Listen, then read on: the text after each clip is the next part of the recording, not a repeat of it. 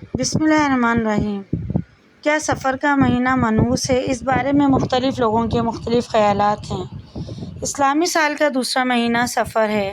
یہ مہینہ زمانہ جاہلیت میں منحوس، آسمانوں سے بلائیں اترنے والا اور آفتیں نازل ہونے والا مہینہ سمجھا جاتا تھا۔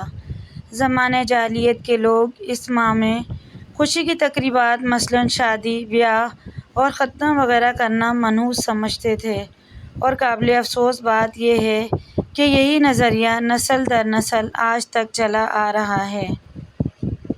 حالانکہ سرکار دو عالم نور مجسم صلی اللہ علیہ وآلہ وسلم نے بہت ہی صاف اور واضح الفاظ میں اس مہینے اور اس مہینے کے علاوہ پائے جانے والے توہمات اور قیامت تک کے باطل نظریات کی تردید اور نفی فرما دی، اور علی الاعلان ارشاد فرما دیا کہ ترجمہ: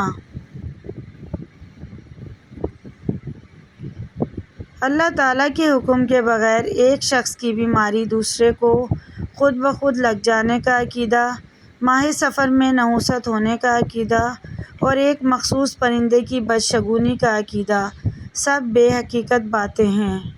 اس حدیث مبارکہ سے ثابت ہوتا ہے کہ اسلام میں اس قسم کے فاسد و باطل خیالات و نظریات کی کوئی گنجائش نہیں ہے۔ اللہ تعالیٰ ہم سب کو دینی و شرعی مسائل میں سمجھ بوجھ عطا فرمائے، آمین۔ مزید ایسی ویڈیوز کے لیے چینل کو ضرور سبسکرائب کریں۔ ویڈیو پسند آئے تو لائک، شیئر، کمنٹ کیجیے۔